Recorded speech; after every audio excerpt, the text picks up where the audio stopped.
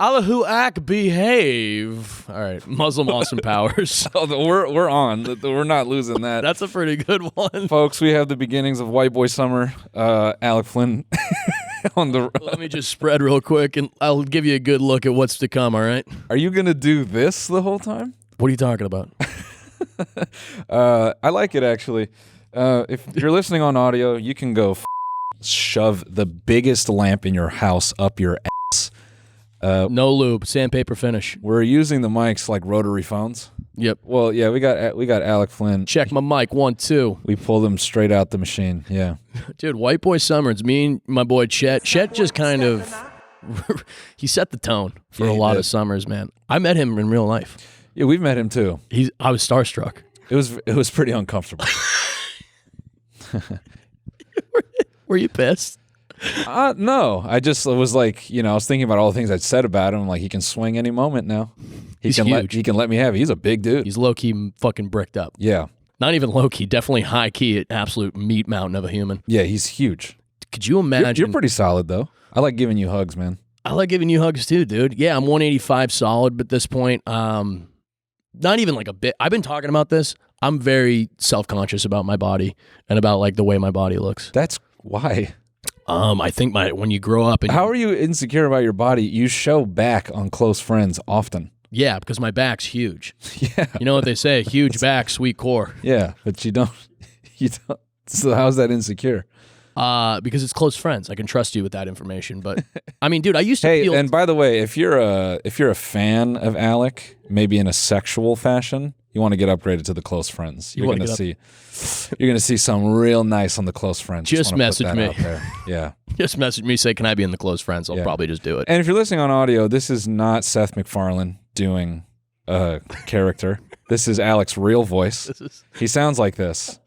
And if you play your cards right, you can be his girl or boyfriend, and you can hear this voice frequently. Frequently. Imagine this guy. Let's just do a couple trial runs. This is trial run Alec as your partner. I love it. Why don't you just look at the camera and say, lay on your back, you little slut. Yeah, lay on your back, you little slut. Some of you liked that. Some of you are driving to work right now, and that felt good. Pop your pussy. Come on, do it. What are you waiting for? Babe, I just ordered a fucking DoorDash burrito. I better hurry up. Keep going. Keep going. I think they like this. You better be hot and ready. I got Little Caesars coming. Yeah. Yeah, no, I say crazy stuff in bed, dude. Do you really? Oh, yeah. Dude, I just kind of realized a long time ago, if I can't please a woman sexually, I'm just going to like say crazy shit. Like, dude, one time I was mucking this girl's barn and I legit popped up and I go, did you come? She just goes, put these sayings in your mind. Dude, legit fucking. You have hundreds of them. Munchin' beef. You're just like.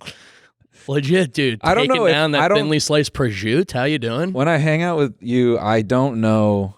It's like you remind me constantly I had no family in my life. There's no way these phrases were. Good pivot. Yeah. No, but there's no way you didn't learn that from an uncle. No, I didn't. So this was all just a lot of hockey talk. So I grew up in Massachusetts, but it's like all I did all summer was play in different travel teams, like random tournaments to like just kind of like stay up on that, which ultimately I think made me worse at hockey. But when you have a lot of international students doing that? Yeah, we did a lot of Canadian guys. Oh, so that's where you learn mucking some girls' barn. Yeah, so it's just I was going down on a girl. I was absolutely giving her. And I was just mucking her barn, and then mucking. I guess they say squirts pee, eh? You squirt pee, boys? Yeah. Hey, reply in the chat. You squirt pee? All right. So maybe I just need more hobbies as a kid to learn cool phrases like mucking a girl's barn. And it also comes from the fact that I'm like constantly trying to make myself liked by everybody in the locker room, which is a big part of it, which is like you got to be thinking on your feet, like kind of a big get it off me sort of culture. Yeah. Can't have people shitting on me. I got to be shitting on other people. 100%. So you just got to be on at all times. Like this isn't a football locker room where you can, I'm like, I'm just going to do my own thing. This is, there's only 12 guys in there. I've heard like nightmare stories about hockey locker rooms. Like what kind of nightmare stories? It's just like a lot of like slapping cock in mouth. And yes. Like actually like it's like gay porn in there. Hockey players are the straightest gay guys. Wait, the other way around. Are the gayest straight guys you've ever met. We're almost so comfortable with our sexuality. It's the straightest you can be. Yeah. Like, I'm not kidding when it's like, dude, I think it's because we shower very early on. Oh, like you start showering as like a 11, 12-year-old. Right. And you're just like, I don't, like by the time you're, you know, in high school, you're like, I don't give a fuck about anything. If we have any listeners that are on Megan's Law, I think you have to turn this off now. I don't know if you're allowed to listen to Just send some pictures. Leave them in the comments. Okay, sorry. Back me up. I took away from your cool story about mucking a girl's barn. Oh, yeah. Well, anyway, yeah, I was absolutely fucking biting down on Cheeve, and you ever just get a good chomp of the pubis?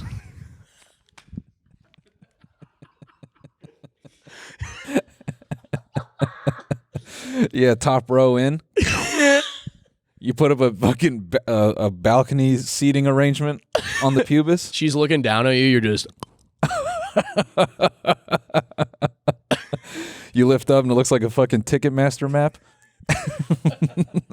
Direct eye contact. But I literally asked her, I'm like, no, time out. Ladies, don't you feel so good when you allow yourself to be intimate with a man referring to your vagina as a fucking pile and mound of fertilizer? Buddy, I was legit in there like swimwear. You're biting pubis? Dude, when you bite down the pube, I'm actually going sideways. I'm doing a Greek style. Dude, imagine setting up to just fucking go to deep dive to go deep dive, and you just like go like put this leg up. I'm going sideways. Yeah, I have a bit of a different technique when I do this. You go from the back. You strike me as a guy from the back. From the back guy? You look like a guy who likes to tempt fate. Nah, man. I like to dance with the devil. Don't get me on my techniques here. I like to go a little bit of Rudolph. Leave something on the nose. This is good for like 10 minutes in. I feel like we're hitting the tough issues. Yeah, no, I think you're giving everyone a reason to click off. Yeah, but anyway. Is this going to be a 2-hour I hope hold? It's 2 hours. Let's put it on 2 hours. At the end of the day, dude. I'm not holding this for 2 hours. What are you talking about? Yeah, you're right. Sorry. Come on, dude. Fucking engage your lats. Oh, they're engaged, dude. Get engaged. But anyway, I was fucking getting in there, doing the shit, and I popped up. I'm like, "Did you come?" She goes, "No." And then I just looked at her like Jim Carrey from The Mask, and I just went, "Hey, they never do." You really did that. I really did that. And when I tell you this girl laughed as hard as I think she might have come from laughing, and then I started laughing, and I go, "Hey, it's never gonna happen." Wow. Yeah, I still think that might be the funniest thing I've ever done. If you're someone who is sexually interested in Alec Flynn, these are the perks, not only the voice, but the stylings in an intimate setting that you would receive, potentially. Like, it's going to be a lot of standing 69, and you better be ready to go because I'm heavy. yeah, nice, dude. All right, we got to, hold on. Let's just fucking throw the fucking. You want the cans on? I think we got to throw the cans on. That's fine. Put you in podcast mode? Yeah, what if I just peeled tarp right now? What if I just peeled tarp? What does that mean? It means take your tarp off. It means, let go of your gear. Got it. Your jersey. Got your J. Dude, life's just fun with more fun words. And I agree. I think expanding your vocabulary. You know what I get caught with a lot? I get caught trying to say words that I've read and I don't really know how to pronounce them. What's one? Guinness. Guinness. Yeah, I thought that was what Guinness was for a little bit. It's like, I'll take 2 Guinnesses, please. Happy St. Patrick's Day. I thought Guinness is when you have gonorrhea in your penis. I've got Guinness, young man. Yeah. If you were a pirate, man, you know what I always think about? I always think about Bootstrap Bill from the Pirates of the Caribbean movies. Can I see Bootstrap Bill from Pirates of the Caribbean? Bootstrap Billy comes out of the wall. That's how I feel sometimes when I talk to like a regular at like the bars I go to. Yeah. Check it out, by the way. If anybody wants to just hang out, I'm usually at the you just want to come chill. Yeah. I'm usually at the This guy, Bootstrap Bill, he comes out of the wall. Oh, yeah, this guy. He comes out of the wall. He says, Bootstrap, he says, like, hey, don't worry about me, Jack Sparrow. I'm just a man who's got barnacles on his face. Oh, dude, this guy's face makeup looks so crazy. Yeah, imagine sitting there to have all that put on there. Van Gogh made this dude. And then afterwards, you're like, I can't even eat it. It's not edible. Yeah. Yeah. They should make all this fucking shit edible. His face? Yeah, make it edible. Is it cake? Bootstrap Bill. He definitely looks edible. I'm sorry. I'm really drawn into the textures on his face. My boy is stimming out. Yeah, I am. It's making me very focused. Hey guys, we want to take a quick break to thank a sponsor of today's episode, Robinhood. With Robinhood Gold, you can now enjoy the VIP treatment, receiving a 3% IRA match on retirement contributions. The privileges of the very privileged are no longer exclusive. With Robinhood Gold, your annual IRA contributions are boosted by 3%, plus you also get 4% APY on your cash and non-retirement accounts. That's over 8 times the national savings average. The perks of the high net worth are now available for any net worth. The new gold standard is here with Robinhood Gold. To receive your 3% boost on annual IRA contributions, sign up at robinhood.com/gold. Investing involves risk. Rate subject to change. 3% match requires Robinhood Gold at $5 a month for 1 year from first match. Must keep funds in IRA for 5 years. Go to robinhood.com/boost. Over 8 times the national average savings account interest rate claim is based on data from the FDIC as of November 18th, 2024. Robinhood Financial LLC, member SIPC. Gold membership is offered by Robinhood Gold LLC. I can only imagine the amount of textures you're now feeling as a new father. Yeah, it's a lot of piss and shit. Piss, shit, cum. No, not that yet. Never mind. Yeah. Are you lonely these days? A little. You looking for love, dude?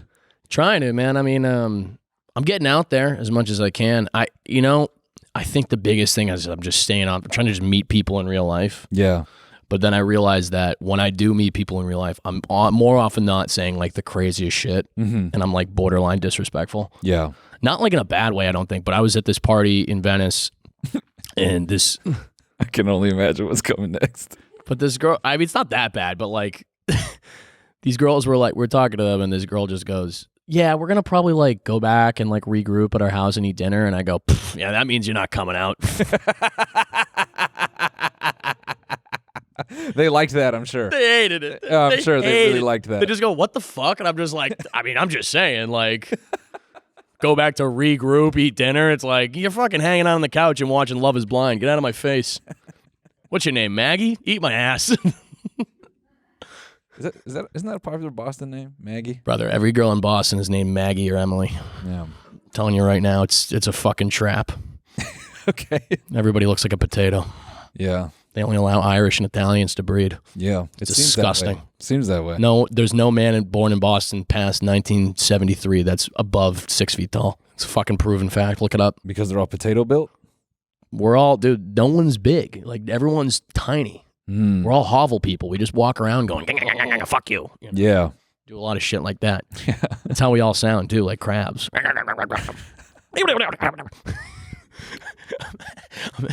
taking the train today, dude. Everybody on the train sounds like that. Yeah. You took a train in L.A. I take the train all the time. I took a train in Ibiza. I showed Avicii I was poor. Wow.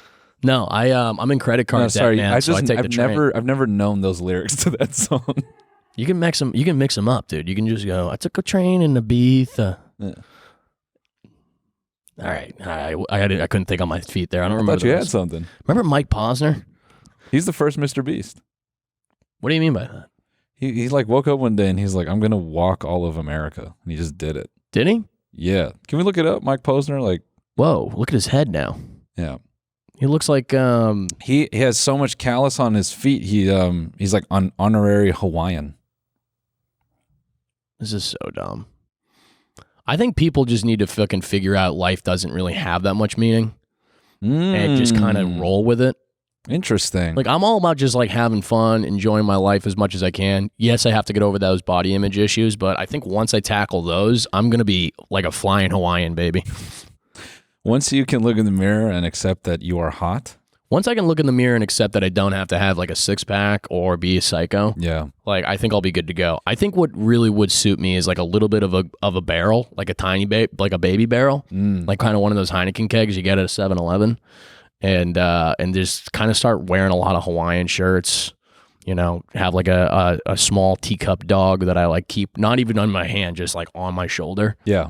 And I do a lot of karaoke on the west side. Yeah. And they'd be like, wait, is that the comedian Alec Flynn? And I just go, nah, dude, this is Bob Sanchez. You really would be a pirate at that point. I'd be Bootstrap Bill. Yeah. You really would. I'd pop out of the wall.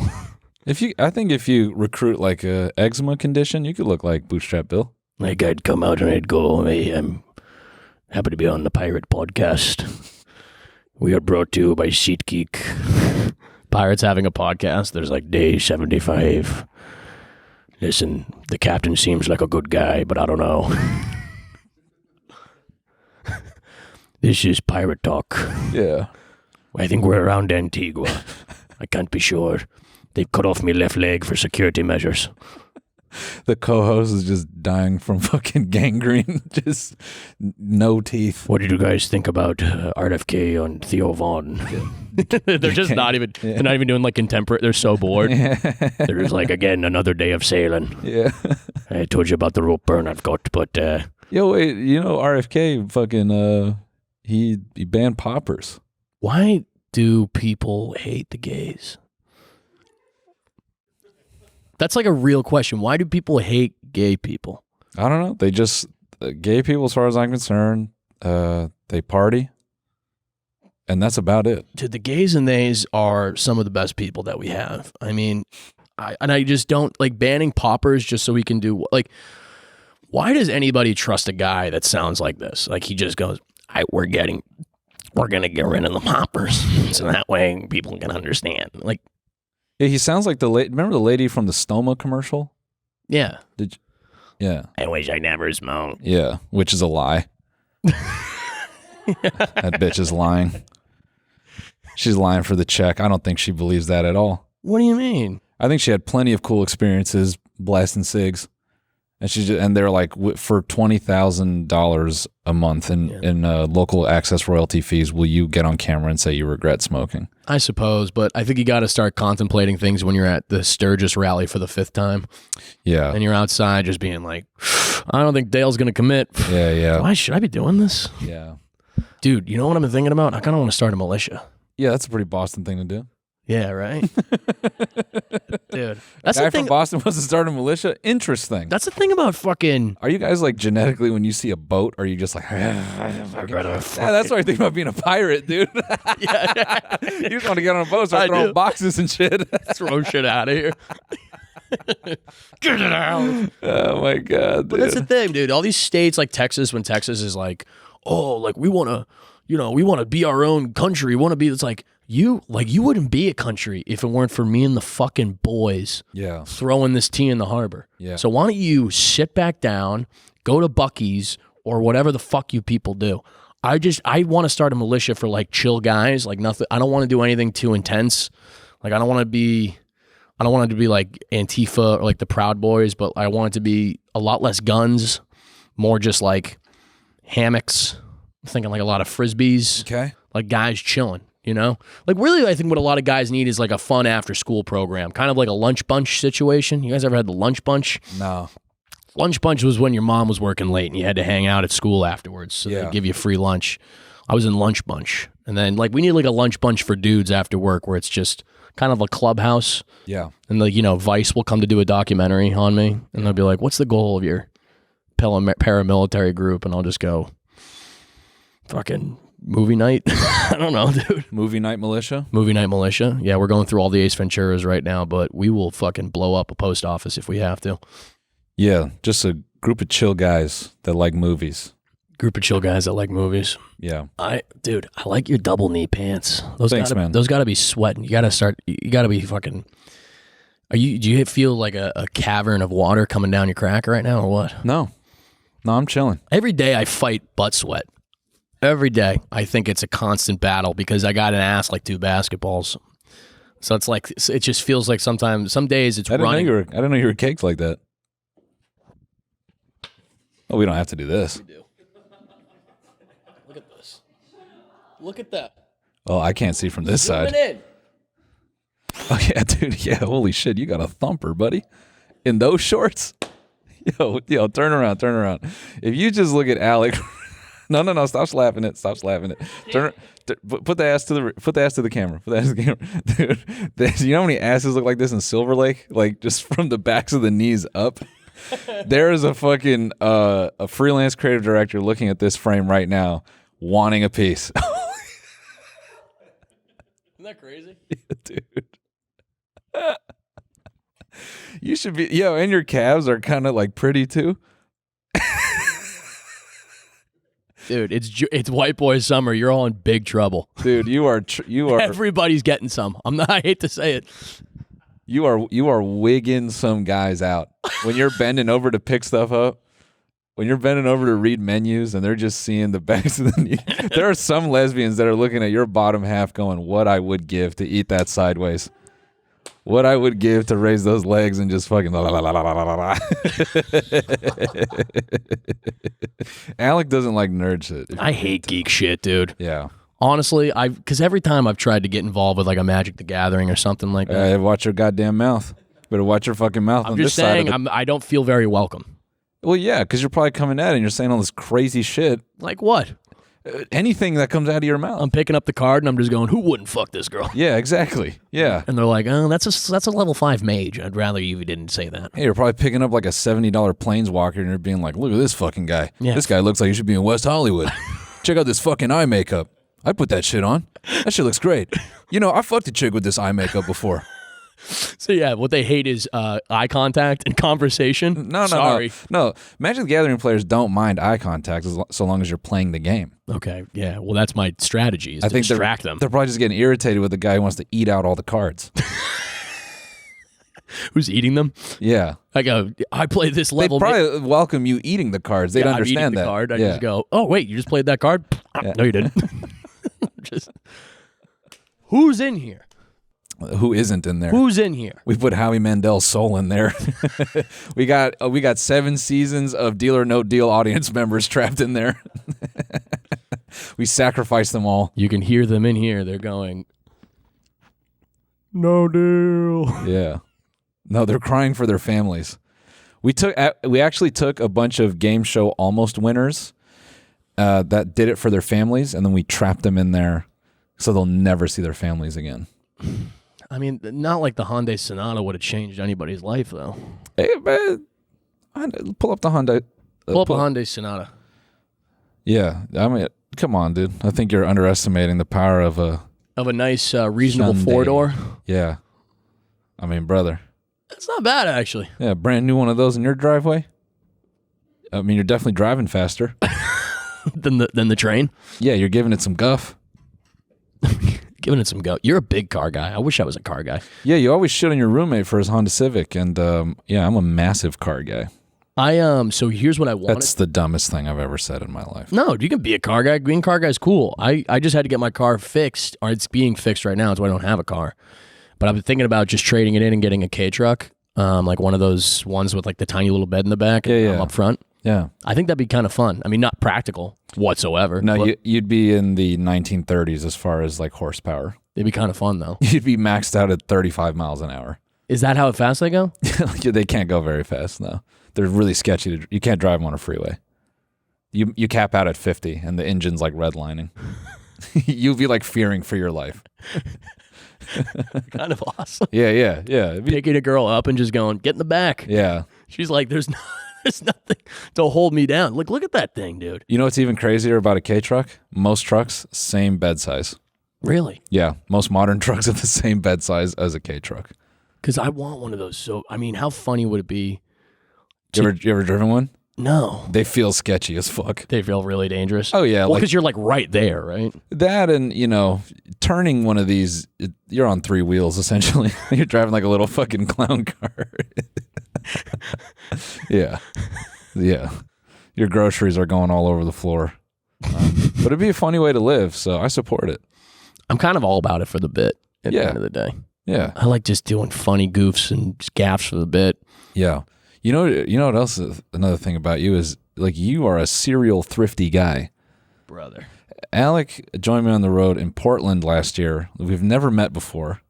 He pops up and he's like, yeah, I got this disposable camera. $3. I don't even know if it works. I'm like, good to meet you too, dude. And he just starts snapping photos of everything. And he had this like little 9-year-old girl's camera all weekend. It was fun, dude. Does that camera still work? Yeah, I still use it. I bring it on the road with me all the time. It's like waterproof. It's like what you give a child who's not good at coloring. Yeah, dude. It's a Ninja Turtle edition. Okay. You're like, okay, staying inside the lines, not this for is you. for taking pictures of karate moves. Yeah.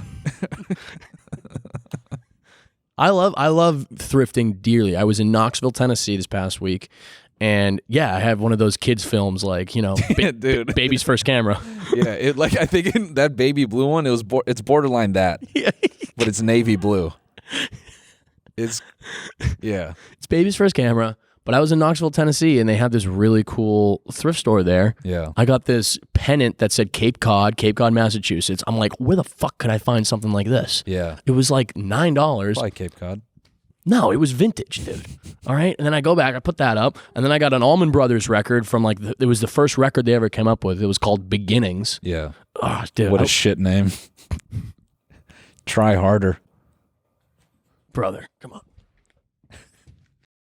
What is this now? Is there a lot of physical comedy on this show? Yeah. So this is all right. POV. You're my gynecologist. And I see it from the back. Okay. Yeah, you're going, and I'm going. Hey doc, look, it's gonna stink in there. You ready to muck this barn or what? I am, Alec, but if you could just turn towards me, that'd be great. I physically can't. My back's fucked up. So you're on the table, legs on the wall. You can do that. Nice, man. 1, 2, 3.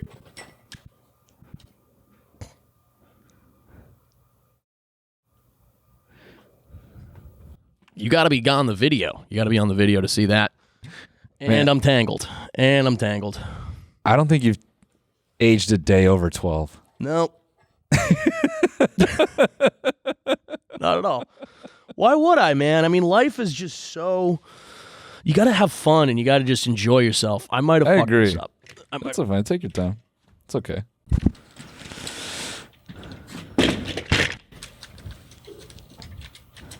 It's all right. Alec doubles as audio tech as well. He's just fixing the audio for the show. Check the boom. Yeah. We keep the boom. Yeah. I think you could go. Yeah. I think if you just go. Can they hear all this? Maybe.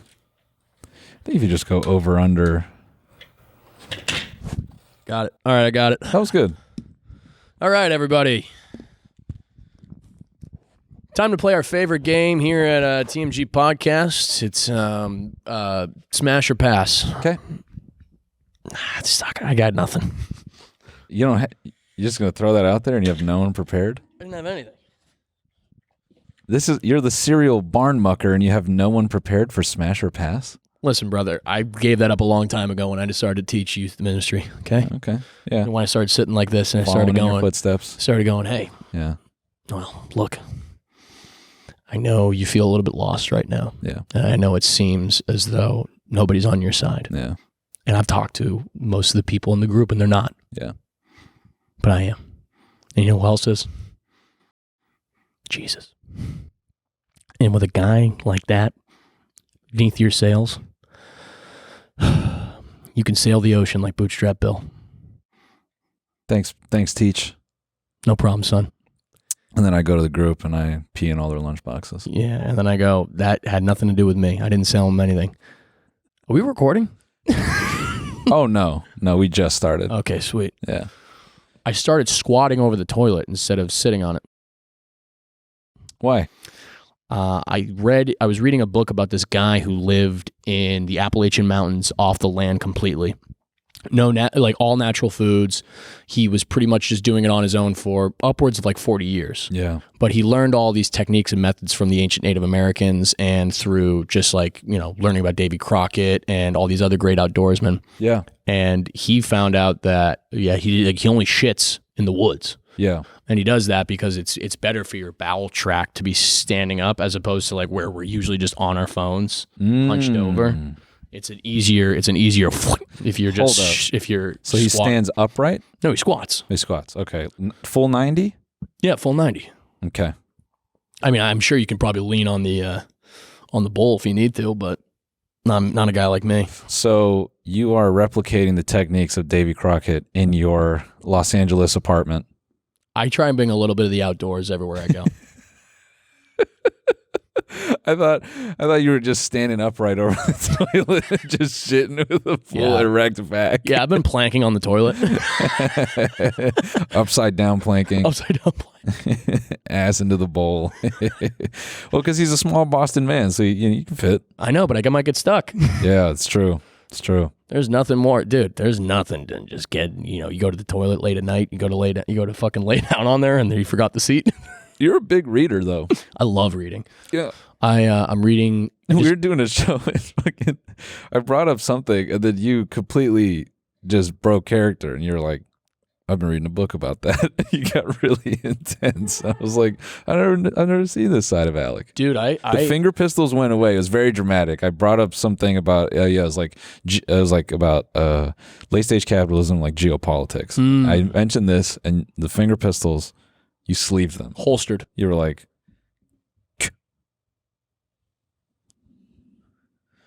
I love reading about geopolitics. And it was this completely academic aspect of your mind. And I go, holy shit, who is this Alec? And some comedian interrupted with a bit. And you're like, excuse me. We're engaging in quite possibly my favorite subject in human existence. I do love it. I like reading, and I really enjoy reading the newspaper every Sunday. I get it delivered to my house. Yeah. I think in this day and age, especially when I've grown up using the internet nonstop, pretty much since high school, it helps calm me down by knowing that I don't have to engage in everything all at once and every second of the day. I can just wait until Sunday when usually the most important stuff is right there. Yeah. And then I can learn about it. And not only that, but reading, I think physically on the page gives you context, where we live in a world now where everybody knows everything, but very few people actually understand what's going on and why it is in the context of like the larger scheme of things. We can look at a lot of, say, for example, like Trump's big moves towards like taking away Medicaid. Like you'd think like, why would he do that? But if you like go back and throughout American history, FDR set up Medicaid, Medicare throughout the Great Depression to pretty much help people get out of like the systemic poverty.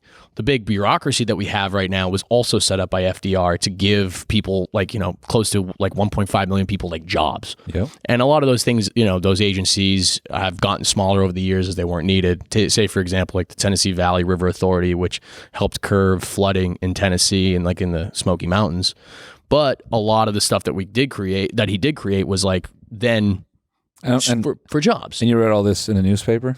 No, that was Paul Krugman's Conscience of a Liberal. Yeah, that's all that stuff's made up.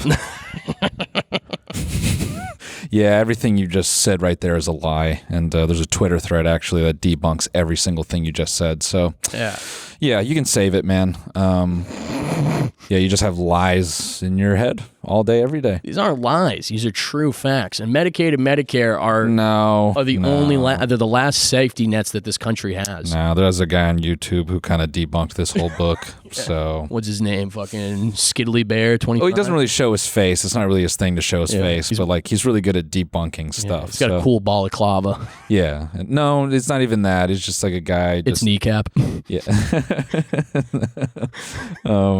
But yeah, I don't know. Yeah, I can go very deep into it where I feel as though now when you're also like reading, books alongside that, especially fiction and nonfiction.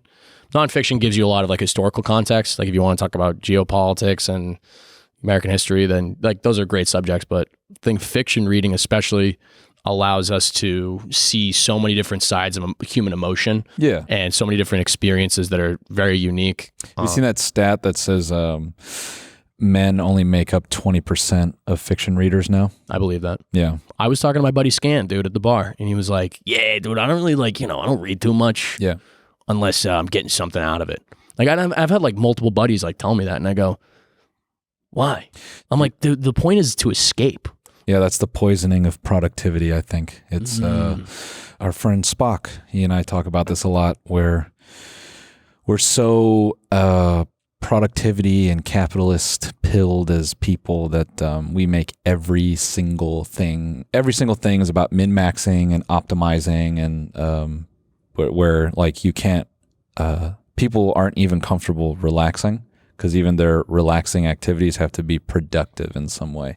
Even it's like a weird thing, like I think like competitive gaming is a weird way. Like I love that, but I think that even as a hobby is funny. Or like games where there's like ranked systems and stuff like that. It's like the point of a game, I think, should be to escape, maybe, but instead, you know, people are going on to be like, no, I'm getting better at it, and I'm ranked this now, and I'm improving, and it's like, you know, that's like a small facet of what we're talking about. But no, I think you're totally right. I think, and I'll honestly co-opt this by saying that I think the reason why we always have to be kind of competitive is because now we're seeing what everybody's doing all the time. Yeah.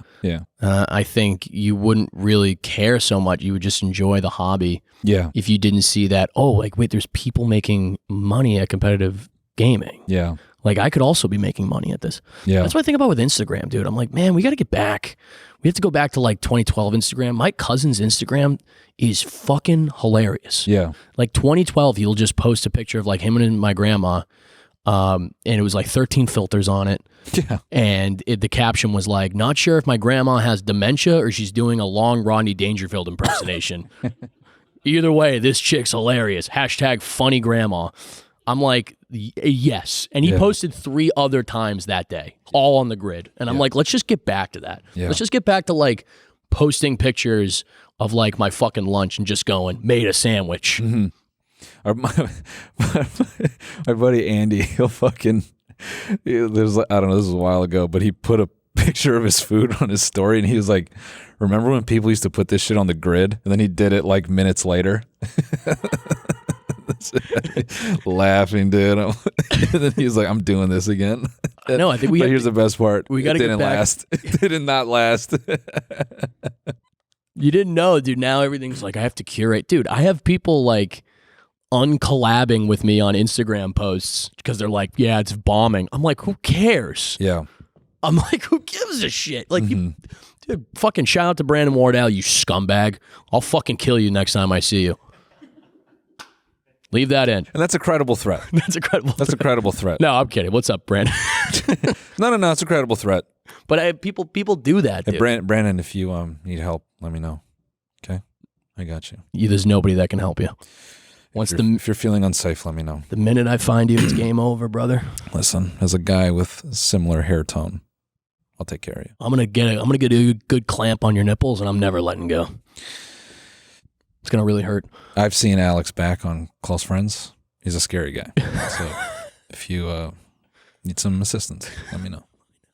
I got you. Yeah, we should get back to Instagram Lite, Instagram OG, where it's just like, you got a baby now. That's perfect for it, where you can just go, dirty diaper. Yeah. # dirty diaper. Yeah, dude. Like random hashtags. Just # dad of the day.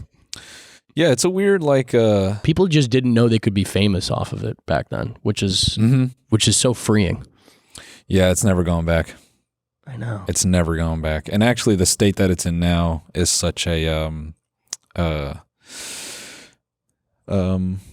I don't want to try to be like too fucking fake big brain here, but be big brain. Don't say you're fake big brain. You're somebody who's enmeshed in the culture right now. You observe trends and you make your own valid opinion. No, it's just, I never know how much I know, really. But I think, to me, it feels very obvious that the algorithms are obviously engineered to punish you. I think they intentionally punish your media so that you're never I think the algorithms understand, like, there are certain people who, no matter what they post, they get rampant amount of engagement, so they favor that. And then I think for everyone else, they punish them in ways. So they're going to always create this system where you're rewarded and then you're not rewarded on purpose. And I think it's designed so that you are continuously posting. And I think there's so much media now, like, these kind of go hand in hand, or maybe one answers the other. so maybe they don't have to intentionally punish you, but obviously attention span is like, it's a finite amount of whatever. So a lot of posting shit now is phishing too. And you have to like get past this idea, if you're making, I don't know, if you're making stuff and you're putting it out there, that it can literally just be the time of day, what's happening that day. And I think the hardest thing as the person putting the stuff up is you have to remember that it's not a reflection of like what you're doing. It's just like, it's not a reflection of your worth and your standing. Yeah, it's just like what is happening on the algorithm that day, and maybe you're standing with the algorithm. Yeah. Yeah, and I think, dude, talk about a book. If you want to put it up here in the rec right here, Filter World by Kyle Chakya, how algorithms are essentially ruining our culture and homogenizing us. Yeah. I thought about that because I liked that video you posted a while back when you're like, this shit is just flattening everything. It's flattening culture. Yeah. Because, and I think here's like a real life example he uses in the book. You know, I hope I'm not butchering this, but essentially what he says is like, think about like the modern coffee shop, right? You can go into a coffee shop in Tokyo, like a cool quote unquote hipster coffee shop in Tokyo, LA, New York, fucking Minneapolis, and they all look the same. Yep. And they change just about every year, where it's like one year it's metal stools, the next year it's all white granite countertops. Remember when it was cool to have the neon cursive lights that said like, bitch better have my caffeine? Yeah. I don't know if this neon sounded like that, but yeah. But you know what I mean. No, I think it did. And it was like a sassy millennial who put it up there. Exactly. Yeah. But what's happening is like social media has essentially made it so that you can find one of those places everywhere, and they become so popular because then the algorithms of Yelp, the algorithms of Instagram are pushing them. Yeah. Because they are the most popular and common, and people are more willing to, in a different city or somewhere they're visiting, to go somewhere that feels normal or regular to them. Yeah. Or that feels cool. Yep. That was one of the examples he used. But like, also just, dude, fucking like crowd work. Yep. Think about crowd work. Dude, crowd work's rewarded on the algorithm because people watch it and they go, oh, I know what I'm going to get. I'm going to get an interaction from the crowd. Yeah. Whereas it takes an actual commitment to sit down and like watch somebody's like 3-minute bit. Yeah. Or like an actual, written thing. What was that show at the improv we did? And I went up and you go up after me and you're like, well, I think Noel covered all of it. I don't think there's anything I can really say that Noel hasn't said.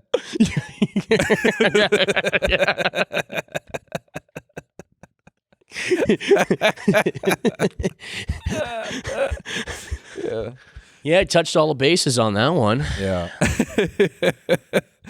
Hey, man, in the lab, you got to rip it open. Dude, who cares in the lab? It doesn't matter. Yeah. No, I feel you though.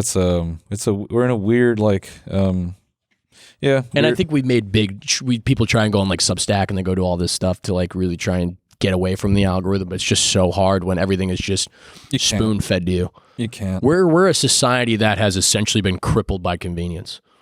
Yeah, well, it's like to the example of the coffee shops. I think the funniest thing that people have said forever, because I've known some people in my family and then just people over time that have worked in Dubai, like, 10 years ago, 12 years ago. And the thing you always hear is, man, Dubai is just like America. They have Pinkberry, they have Cheesecake Factory, there's a fucking Hard Rock Cafe.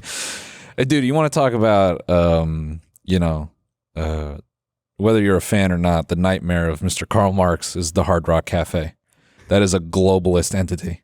That is a brand that knows no end. It's in Paris. It's in Beijing. It's in Hong Kong. It's in Las Vegas. They got one in LA, baby. The Hard Rock Cafe or whatever Hard Rock Hotel. It's in South America. I mean, if there is a conquistador of capitalist society, he's showing up with a slash hat. Yeah, he's showing up in bright yellow clothing with red text. He is everywhere. He who is Hard Rock Cafe is everywhere. He's in the Caribbean.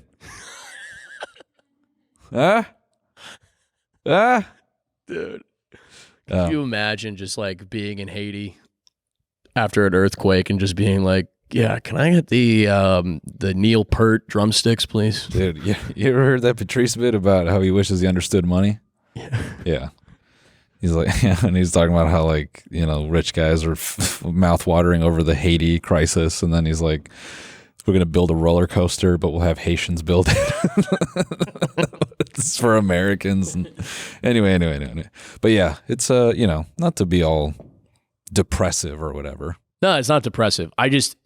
That's why I think I'm out of my mind, and I like enjoy kind of being like you said, a 12-year-old. Yeah. Because no, I don't say that with judgment. No, but I think at the end of the day, man, we are in the throes of an economy that is constantly forcing us to be inside and to be on our phones and to be like not engaging with other people. Yeah. That's why I love confrontation. Yeah. That's why I love getting in people's grill, like just in regular day to day. It's why I like being on the train. Yeah. The train is fucking awesome. I enjoy just watching people. Like, I just enjoy sitting next to people. Oh, I say it all the time, and I was just saying this yesterday, but it's my fucking mantra. It's like, pool takes me everywhere. Takes me to the weirdest spots ever. Like, we were just in Tallahassee, and we went to this billiards room. It's so funny. It is like tried and true pro billiards room. No drinking. No. There's a bar. It's okay. Like, but it's like it's a beautiful setup. So many tables, extremely well maintained cloth. They have pro tables from different eras. They have all kinds of table and we ended up playing on this fucking beautiful like old school 9-foot table, and it might even be 9.5, but it had tighter pockets because pros will play on tighter pockets, and but dude, we walk in there. And it's like this, and we went there during the day the next day, and it was like, you know, people with their cue bags and this and that. But then after about 9 or 10, it's a fucking club. Oh, really? But what was crazy was, it was definitely, it turns into like a hood spot after like 9 or 10. Of course. But what was even crazier to me was you had young guys showing up there because we saw them the next day. So this is their spot. They're pulling up at like 5 or 6 with the intention of, and they bring their bags and stuff, and they're playing pool in this like mix of like a club / billiard spot. And you have all these different people who are like, very clearly like pool fanatics, but who, you know, it was like such a great like, moment, I guess for me personally, because I say it all the time, in that pool is this really, it's like something that you talk about flattening culture. I don't think it's flattens culture, but it connects a lot of people. Like pool is such a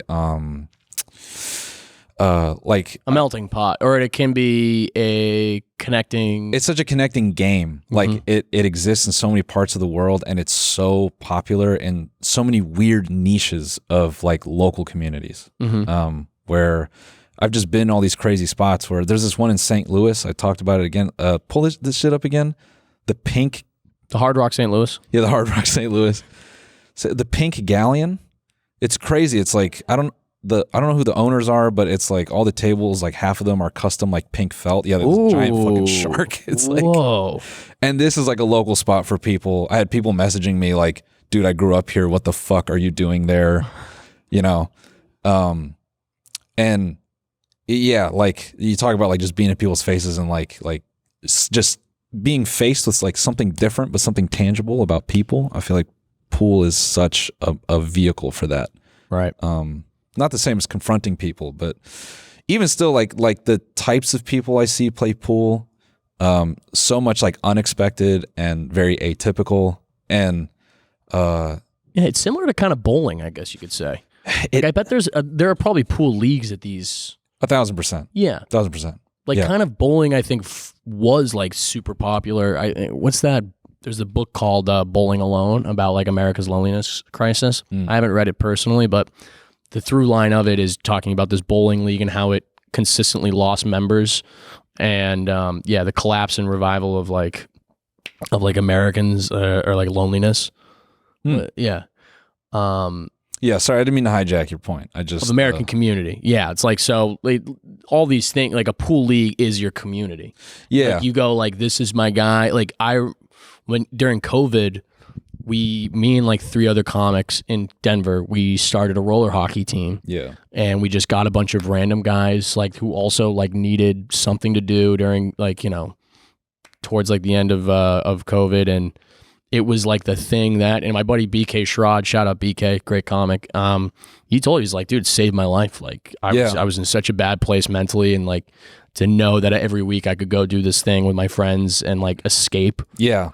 You know, it was really huge. No, I'm like, I think this past like year and a half, I've put such emphasis on like picking up hobbies and like, and it's all because of pool. Because once I started playing pool like on the road and like the weird rooms we'd end up in and the weird bars we'd end up at, but I just talked to so many different kinds of people that I was like, damn, like I need this in my life. And so yeah, I guess I say all that to say, like, you know, you talk about getting shoved into your house and like being on a screen. I cannot say enough to people, like, go play pool. Like pool, like the way I talk about it is very dorky, but it's insane how but care, you know what I mean? Like, care about something. Oh yeah. It's so hard to care about things nowadays because it's so much shit shoved at us. Yeah, true. Especially when it comes to the news and all that, but just it's hard to like have hobbies, especially if you like grew up playing like a big sport, like a football, like a baseball, and you're like, what am I gonna fucking join like a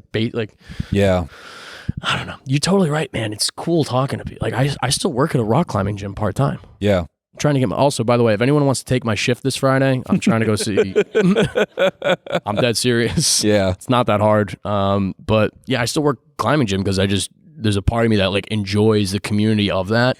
And I enjoy just like talking to people and hanging out. The amount of humanity we all like have lost, I think, in the last 10 years. And like, it's just like this slow thing that was just like whittled away from everyone that we just don't even, I think we don't even realize it. Like even when I write jokes now, I'm like, wait, why the fuck am I being so mean? That's something I've actually been thinking a lot consciously about, like on stage, where I'm like, why the fuck am I being such an asshole about this?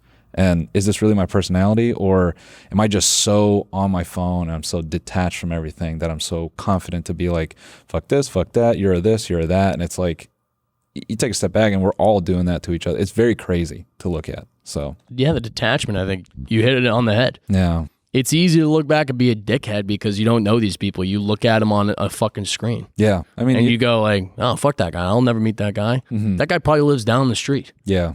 These people are, you know. Chet Hanks lives down the street. I wish, dude. Yeah. Chet, what's up, dude? Please come on my podcast. I love you. He might. Dude, I bet he would flip my shit. He might. No, Chet, he's a very humble dude. He is the man. Cam. You're totally, we lost humanity. Yeah. Empathy, I think, is a big part of that too. I think like humanity, like just being like, oh no, the people are going through other shit. Yeah. But anyways, by the way, if you're listening to this on audio, you can go fuck yourself. Again, do it. I want you to fucking. You know, all this to say, I'm going to go right back to being a dick. So I just want to make that very clear. Are you? Sometime. No, choose love, brother. It's great. Love. I love loving people. Yeah. I love being. He loves digging down. I like digging on your pubis. He loves loving people. Put on my mouth guard. It's time to chomp down on some pubis.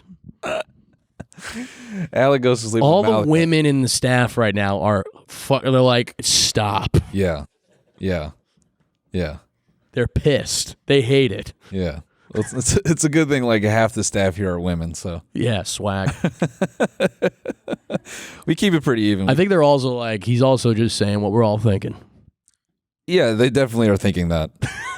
They're definitely thinking that. They never Finally, a guy that wants to chew on your pubis. That's what they're thinking. Thank God Alec Flynn is here to campaign for men that want to eat your skin.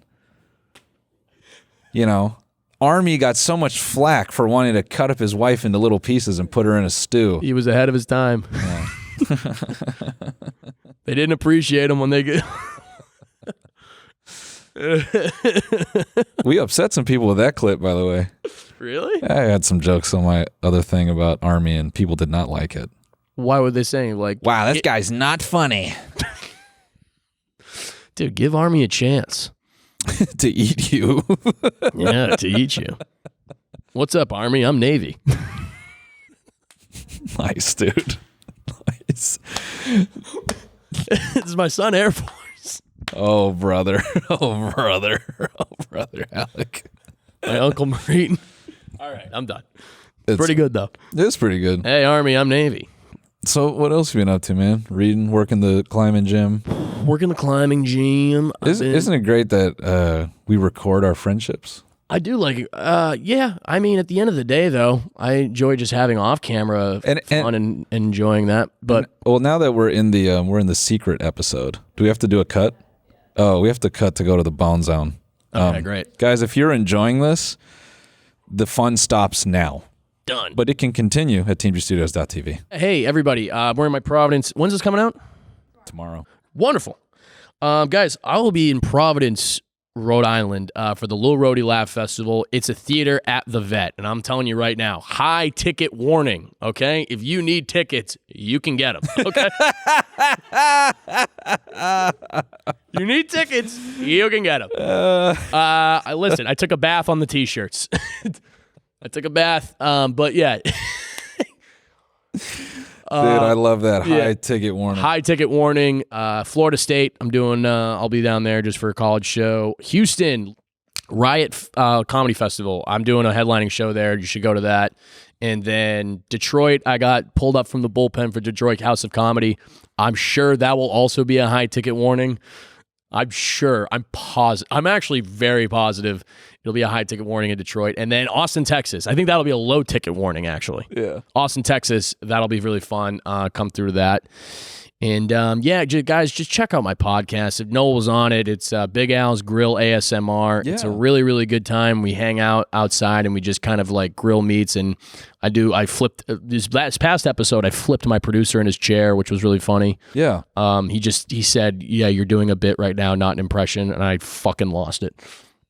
So, in case you were questioning if Alec really has that dog in him, he does. He attacks producers. I'll attack anybody. It doesn't matter at all. I'll get up right now and I'll fucking take everybody. Yeah. All right. I'll put jerseys on heads. I'll lose it. I'll go. And all the lady producers have left the room long before this threat was issued. I'll go full Knuckles Nyland on everybody right now. Yeah. But yeah, hey guys, a dude from Boston wants to punch a lady. What do you know? Hey, hey, what am I, my uncle? Come on. Kidding. Shout out to Uncle Mark. You're great. Check out Alec everywhere. If Alec is in your city, pull up. It's a good time. And then I think you're doing Irvine with me. Yeah, we're doing Irvine. Yeah. That'll be great. Yeah. So you can also see us in Irvine. Irvine. It'll be a lot of fun. Irvine. You know what they say about Irvine? No. Paris of the West. Yeah, in the sense that it's shitty. All right, everyone. We'll see you in the Bone Zone. TMGstudios.tv. Goodbye. See you in the Bone Zone. This week on the bonus. Fucking, those are not texts from someone who has a boyfriend. Power of the cavern, brother. What the fuck? When I first met you, I'm like, this guy is fucking crazy. Every time I look over there, Taylor's looking at Alec like. Watch the full episode by signing up for a membership at tmgstudios.tv.